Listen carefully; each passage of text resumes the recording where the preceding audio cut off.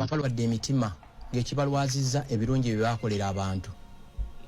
Waliwo sikolo mu bamuyita George Orwell yagamba nti ekisinga otuluma ku nsi si nsobi ze tukoze n'ebintu ebirungi bye tukoledde abantu ababi. Kungu abazadde basacrificinze okuweerera abaana. Abakazi bali mu bino, bali nakasiro mu katale, bali nakawa, bakola emirimu gyonna emijama baweerera abaana. Abaana ne bakula ne batasiima bazadde baabwe. Kungu abantu bayambye abantu batalinaako Luganda nga takuyinaako Luganda n'awerera omwana okuva P1 paka university. Omwana oyo omwaka ne gugwako nga takubidde na ku muntu ono simu sebo oli otyo oba maama oli otya. Kino nkibagamba gwampuliza ku Radio 4, Radio 7 ne Radio 8 e Masaka.